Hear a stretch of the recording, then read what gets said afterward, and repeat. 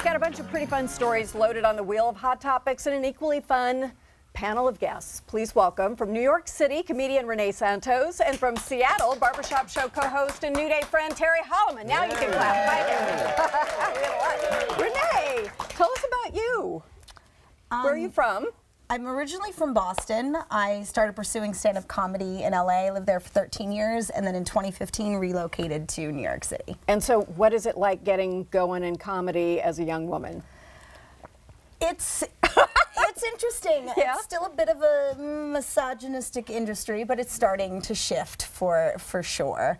I've been very blessed to perform in a lot of diverse cities, so I've been welcomed. Well, you're a trailblazer, and we appreciate that. You're recording your first comedy album here in Seattle, correct? I am, yes. That is so exciting. So we'll have information on the little website, you know, the inner tubes. We'll put that up there. The interwebs. The very large. The interwebs, yeah. Terry, what are you up to these days? Hanging out. Hanging out? Filling in for you when you're out of town. Yes, I heard you did a fantastic job. Thank you very I'm much. glad to have you back. I just want to say again to the people who run this joint, I'd like to have him here every day. All right, let me see. Let's start a petition. So we spin this wheel and then we talk about the stories, but we cheat a lot, Renee, so I just want to warn you about that. Okay, you can, this is Say What, you can download the handwriting of David Bowie, Kurt Cobain, and John Lennon as fonts now that you can use. Do we like this idea, or is that creepy? I think it's pretty cool. I mean, do they have like There's Tupac? Kurt. Yeah, look at Kurt. Kurt would be the kind we would use here in Seattle, of course. John.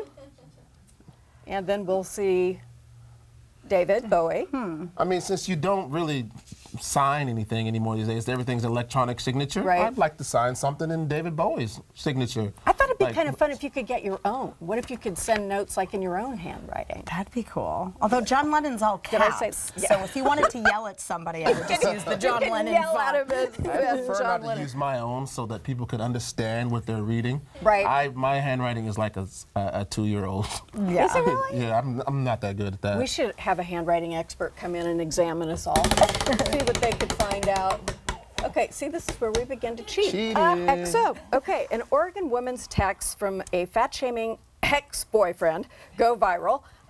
He said that she was beginning to get a beer gut. She asks, you know, are you ashamed of me? You're not attracted to me? And he says, oh, you know, I am now, but not if it keeps going.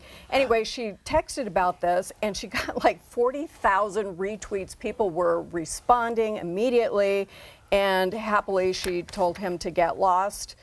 So what do we think about that?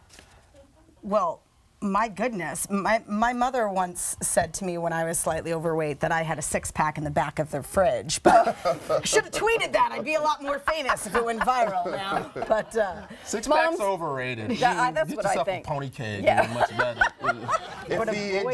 It supplies beer for everybody. No.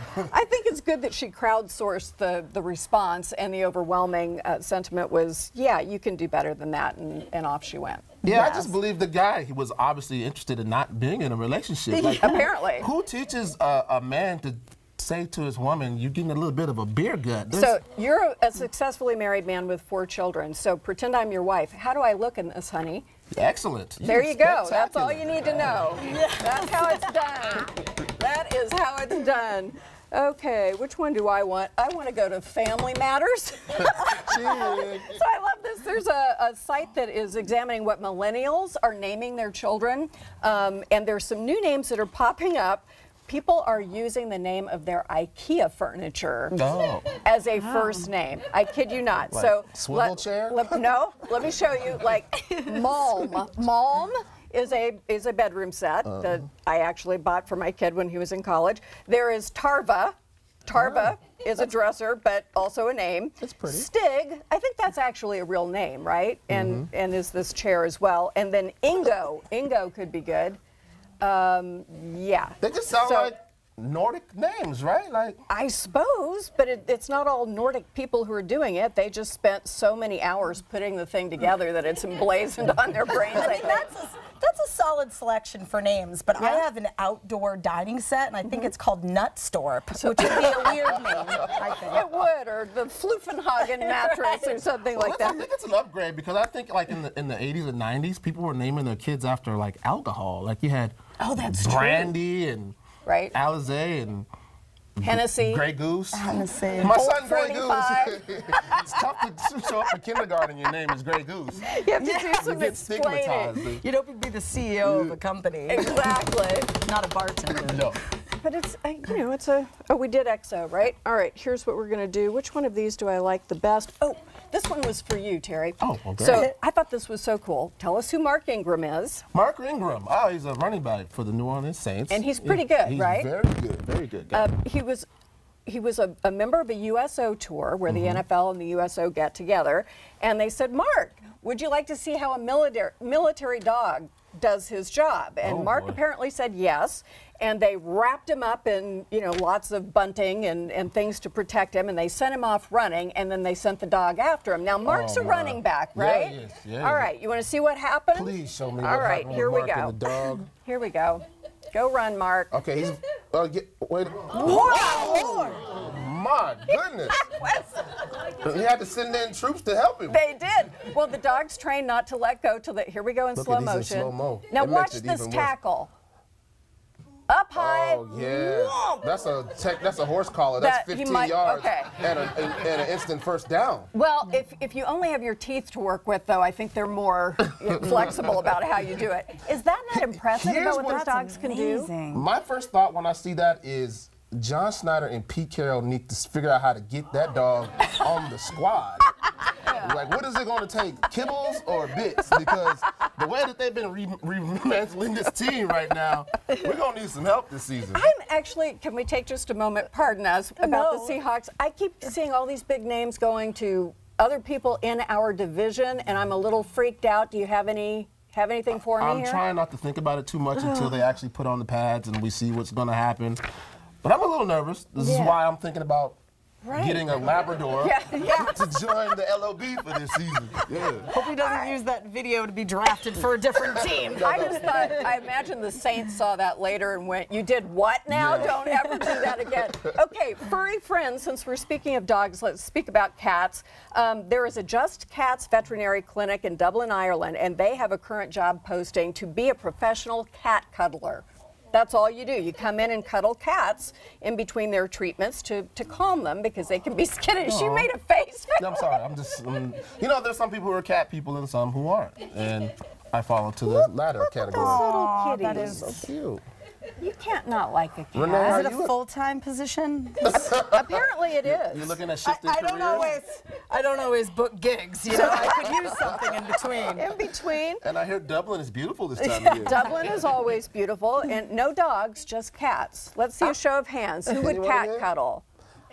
Look at this, not very many people. I'm allergic to I'm a cats. dog girl, Are you? too. Yeah. I don't trust an animal that uses the restroom inside your house. Just being honest. Do you have a dog, even though you're I have touring a around? pit bull boxer mix. You do? She was a bait dog, so she has no idea she's a pit bull. Okay, but she wouldn't do so well in that video. But that seems like that's a good dog to have for home protection. Totally. That's a People serious across part. the street when I walk with her, and I'm like, she's wearing a pink bandana.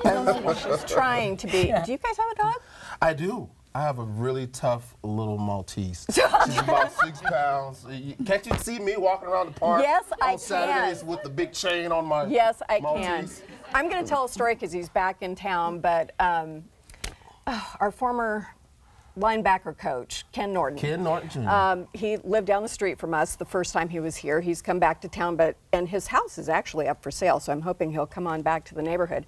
He used to walk his wife's 3 tiny little white dogs. It was so funny. They were fluffy, you know, and they were just kind of like your Maltese. They looked the same. So I love a big man and a small dog. Yeah, I like Your Ken. Maltese Maybe could probably Ken. kick my dog's butt.